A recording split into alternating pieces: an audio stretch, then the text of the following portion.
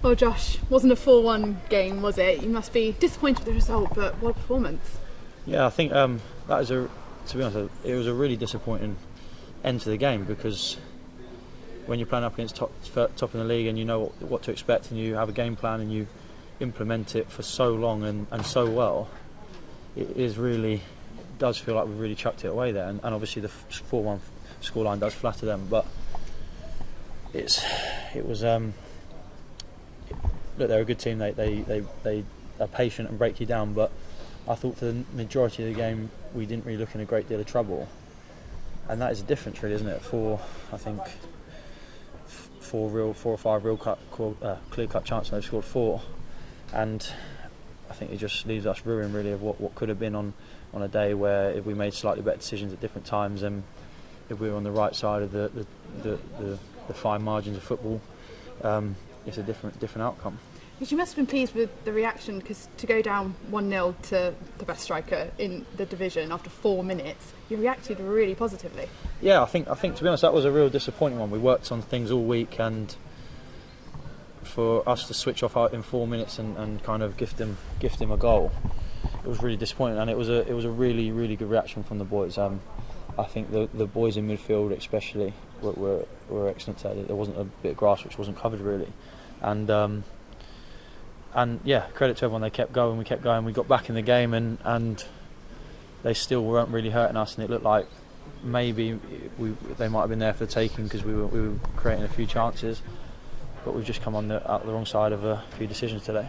Yeah, and particularly after the equaliser, it looked like you were going for the win, and you had the chances, didn't you? I mean, records had us so close. Yeah, I think look, we've got to start being ruthless, and that's a chance we should score, and it changes the game and switches momentum again in the game, and we probably go on to come away with at least a point. But that is unfortunately why we are where we are at the moment. But I think the most important thing is as a group today was classed as a free hit, probably for most people. Is we regroup for Tuesday, because Tuesday is where we really have to start looking at targeting points, and I think it's important. We had, as a gaffer probably said, we had a lot of physical exertion today, and it's about looking after ourselves, getting ourselves right for Tuesday, because the old cliche, every game is massive for us at the moment, and we need to start picking up points, and hopefully we'll put ourselves in a position to do that on Tuesday. And is it about taking that performance into Tuesday, because at the end you were all clapped off despite losing 4-1? Yeah, I think 9% of the Yeovil fans just want to see a team which is playing for the shirt. And I think it's evident today that there wasn't really a great deal physically we could have done, and definitely wasn't a 4-1 game. I think the crowd noticed that, but at the end of the day, it's a really disappointing one for as a group of players and staff, because it's definitely one we feel like we should have come away with something about. And I think it's always nice when the crowd appreciate and can see what you're trying to do, and I think the Gaffer's game plan was spot on, and we made it really, really difficult for him, and yeah, it's just a really disappointing one, to be honest. Yeah, and you must be sort of pleased with how far you've come since you had to go there and just defend for 90 minutes. Actually, you were probably the better side for the majority of the game.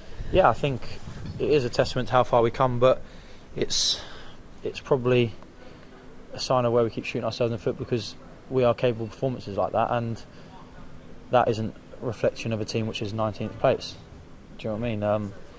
And we have to find it in ourselves as a group to turn good performance into results, or at the end of the season they don't really mean a great deal.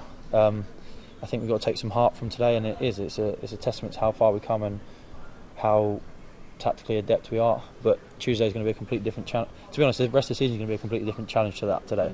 They play a very unique style of football for this level, and it's going to be a very different game on Tuesday. So we've got to roll our sleeves up and make sure we're in the best physical condition to do that, really. Yeah, and like you say, you've kind of got the bare bones, just 4 on the bench, but Tuesday against Maidenhead, you've really got to close that gap, haven't you? Yeah.